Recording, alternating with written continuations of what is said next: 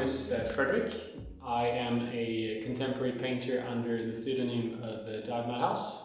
I realized that it's really healthy for me as a person and for my creative process to distance Fredrik Sologub, which is my person name, and DIVE, which then led to DIVE Madhouse. Because in that sense I can internalize and channel all that is my creative expression within DIVE. But then when I go home at the end of the night, I can be me. I'm wearing the SoonNoon cowboy tie-dye hat, and I picked that one because I think it's fun. I think it's a bit playful, and I like the colors because as you can see, I am quite fond of colors. So yeah, I think it's a rad hat.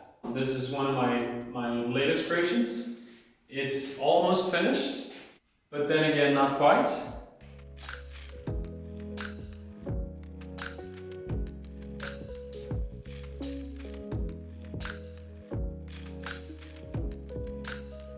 I started painting this way, about 10 or 11 years ago, and it was at an after party, and we were at a friend's place. He had a canvas, he had paint, and I just felt that we needed to paint, so we started doing that. After that, I just went to bed, and when I woke up at about 9 in the morning, the sun was setting in, and it was beaming straight onto the canvas. So it was like a eureka moment for me. That sort of euphoria that others can feel when they, let's say, work out, do yoga, paint, do music, sing, dance. I think it's the same sort of waves that take us over, and this just happens to be my mean of expression. I paint quite experimentally, so I paint with a lot of different styles and techniques. Today I paint a lot with acrylics, with oil paints, oil pastels, spray paint, because it brings a variation in textures, of course, in depths and in characteristics in the medium. And I think it's always interesting and exciting to mix that. I'm quite drawn to performance art and action painting, which I'm sort of borderline sometimes. And one great action painter, his name is Kazushi Raga. He's a Japanese artist. He painted with his feet. So he would swing. He would have a rope in the middle of the canvas, and he would put out big parts of oil paint on the canvas, and then he would swing. And so he would use his feet as the paintbrush. And so I have worked with, inspired by him, I have worked in similar ways with painting with my feet.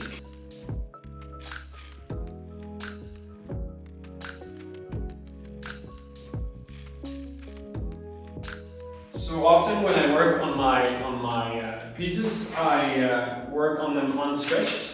So therefore, I have quite a lot of these rolled canvases because it's a lot easier to store them logistically. These pieces are in oil, in acrylics, and are obviously on the more figurative spectra.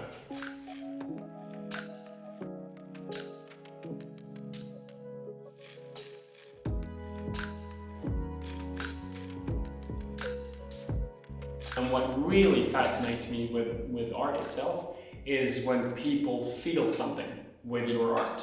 That is still to this day, to me, a crazy thing and a crazy feeling. But at the same time, it fascinates me also with art that you can go in front of some other painting and you feel nothing. I think that's fascinating as well. And many times when you can't really rationally explain why. Sometimes I work sort of borderline to action painting and performance art, and so quite often I paint live. And so this one I continue to paint on when I did an exhibition at Stockholm here in February, and I was painting live on this one. So a lot of people could stand and watch and see the progress in real time on this one.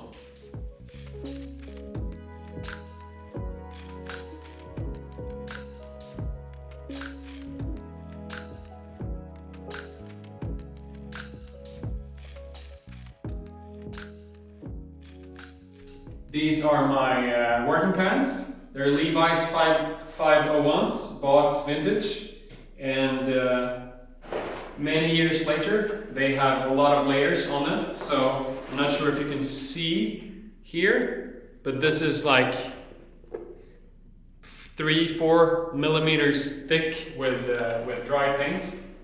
So these are my go-to pants when I paint, and they are not for sale. Artist Arena is a platform by and for artists to help more artists be able to pursue their dream, if their dream is to work more with their art. It's a platform, it's a site, it's artistarena.co, and it's an Instagram, Artist Arena.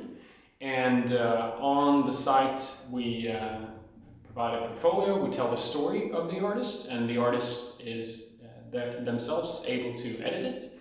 We also have an insight to it where our admitted artists are enabled, and there is webinars, it's ebooks, it's a body program where you can connect with other artists, and you can also sell there and get coaching from us. And then we do shows in our showroom and at different venues. Many times being an artist in today's landscape, especially if you want to be an independent and building a strong artist presence, it's many parts of it is being an entrepreneur many times, because today you have to know so many things. What we talk with a lot of our artists about, and what quite a lot of artists come to us and ask about, is how you can go from painting as a hobby to trying to make it into your career.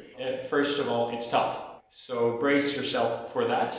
But if you put in the work, the mental work, the physical work, and the hours, it's definitely possible. And when you have taken that deal with yourself and your artist career, then we believe that, and we can see that we have many of the tools that can take you to the next step. But at the same time, I can't emphasize this enough. The big main part of the work that's gonna make it or break it is you as an artist, and that's an important thing to remember.